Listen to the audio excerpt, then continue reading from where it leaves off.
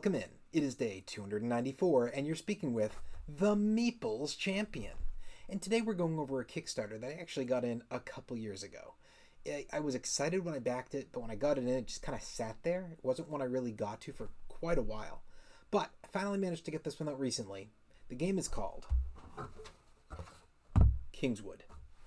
Kingswood isn't that complicated. It can appear so, but the basic idea is you're only putting out about 6 spots. So you have a bunch of different locations in the village you can go, but there's only really 6 that you put out at a time. You're going around in a rondel fashion, and you have the option to go left or right. So whenever you take a spot, you basically can go in either direction. If you move by 1 space, it's for free, but if it takes 2, then you have to pay a coin to the spot that you were going over, and if it takes you 3, so you go to 2 spots, you pay a coin to each. You have multiple adventurers who are out there. Those are the ones you're actually moving, as well as a Kingsguard who will get left behind whenever you move from a space, and they will stay there unless they are moved by another player or somebody collects, which causes the Kingsguard to leave.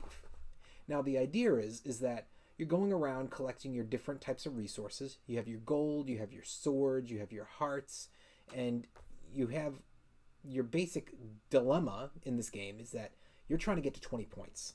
So you go through, once in a while you may do something that gives you a point, but in general the way you do this is by going into the Kingswood.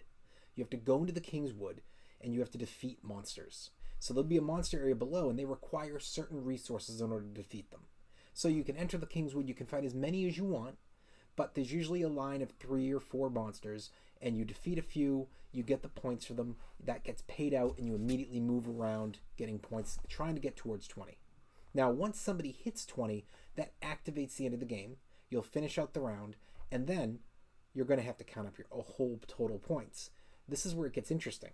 So somebody could cause the 20 to hit, somebody else might not be able to really do much, it's a reasonably big gap. However, depending on the character that you chose, you're going to be able to go in, flip them up now, and reveal what it was for the monsters you were special scoring.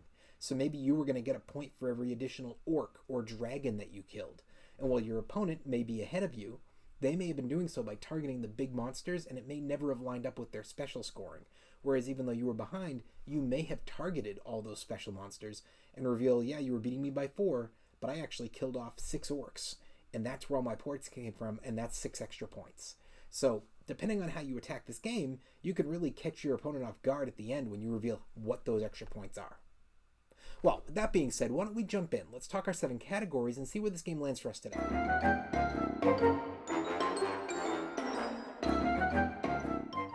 When it comes to the art, part of what grabbed me was the front of this box. When I was flipping through Kickstarter, as I usually do, first and foremost for me is that you put in board games, you say tabletop, you put it in order of popularity, the most sold, most money made, something like that for live games.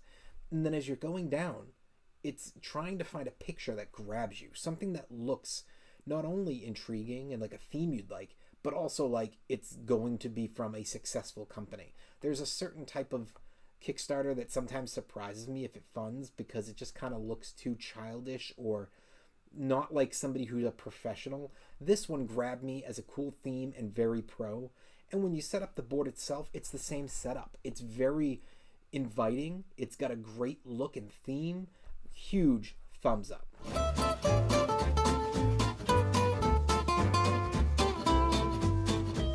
The components. So primarily the components are your cards, which are a very good card stock and it doesn't look like it's going to wear, as well as cardboard. You've got a bunch of cardboard for all your different components. There's additionally to that your Kingsguard and your adventurers who are all wooden you'll be moving around. Everything seems really good. Thumbs up. Your price. So this game is available, although it's not massively available. It was popular enough that it got into stores. It's just not one you're going to find in a lot of stores. I'd be shocked if you found this in more than like 1 or 2 out of every 5 board game stores. It's about 40, maybe a little bit more because of its rarity. So if you're looking on Amazon, you might find that it's kind of marked up a bit. But in general, it should be about 40. And I'd say that for what you're paying for with this price, you're getting a good game. This is a game that you can play 2-player, 3-player, 4-player. This is a game, actually, I believe it goes up to 8-player. And it's going to be one that you're going to be able to have a lot of fun with. I think that you can add this to most collections, and it's going to be able to get off the shelf and be fun and be worth your time. So I think the price is acceptable if you can find it. Again, it's not impossible. It's just not as available as a lot of other games. Thumbs up. Your difficulty. I do think this is not one that I would jump at kids for right away. I think that there is a little bit more going on than just a regular level 1 or 2 game here. Not that it's above that level, it's just there's parts of it that are a little bit above that level. So I don't think it's for kids, but I think a beginner can try it. They may not do very well at first. It may take them a few games, but I think they won't be lost. And I think that it's great for experienced. Experts, it may be a little bit of a downgrade. That may not be one that's going to fully pull them in. Not to say that some can't enjoy it. It's just one that I would be aware that an expert may not want this when they have a lot of better options. So for me, though, that's a thumbs up.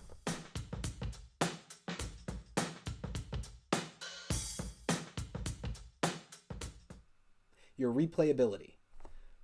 The game's good, but I don't find it getting off the shelf enough. Again, it took me a long time just to get it off the shelf. I don't think it intrigues people when they have their big collections and they know what they love. I don't think it intrigues people who have a small collection necessarily to grab it as often. So I think that's a little hard to get off the shelf. And once you play it, it's fun. But there's other rondelles I might jump at first. There's other themes that are similar to this I might jump at first. So it's good. I think there's replayability there, but not enough that I can give it the thumbs up. It's got to be a thumbs down.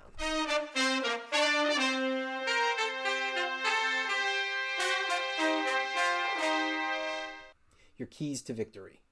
So again, primarily it's about the monsters. And the real shift in the key is the route. Are you after the big monsters, or are you going to try to get the monsters that line up with your card? If you're lucky, you can get both. But you are really, it's about that, and therefore gathering the resources the right way to do that. But at the same time, if you're playing the game right, you can take advantage of that Kingsguard, and you can try to go to a spot that may not help you huge as much as another thing on your turn would, but you know it's important in the next 2 or 3 rounds to block an opponent from getting a certain type of a resource they need that you know is going to let them get into fighting the monsters. So you may not have other points very, vastly available elsewhere, but you do have the availability to go and prevent points for your opponent. And that's where I think there's a lot of keys to victory. So I'm going to give it a thumbs up.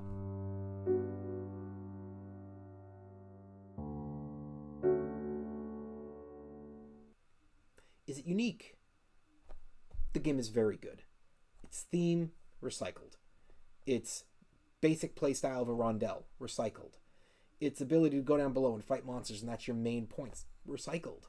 The ability of having certain types of things you defeat be worth bonus points. I mean, that's right from Lords of Waterdeep. That's the whole basis of how you catch somebody off guard. So recycled. I think the game is great, but I feel like almost every piece of it is recycled. That's not to say it's a copy. It's not. But there's a lot of other games that replicate pieces of this, and I don't feel that there's a unique piece or a unique combination necessarily. Yeah, you're not going to find something that's perfectly this, but you're finding stuff that can do 2 or 3 of the 4 or 5 big mechanics in this together, and therefore you're going to kind of be able to replicate most of the game elsewhere. So for me, it's not unique.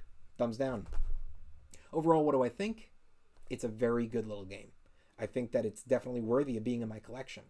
But I don't think this is one you should be jumping at. I wouldn't be going through hoops trying to find it. If you happen across it, look up how to play, see if it looks interesting to you. I don't know if this is one that many people need to add to their collection, but by no means is it one that you wouldn't enjoy if you did. So make sure that you check it out, see if it interests you, but beyond that, let it come to you. If you so happen to find it, and you already looked up how to play or a playthrough and you liked it, grab it. But if not, I wouldn't just jump at this right away. I would give it the availability to know exactly what the game is, because I would hate to have it added to your collection and for it to take as long as it takes for me to just get off the shelf. Well, it has been day 294, and we've been speaking about the game Kingswood, and you've been speaking to the Meeples Champion.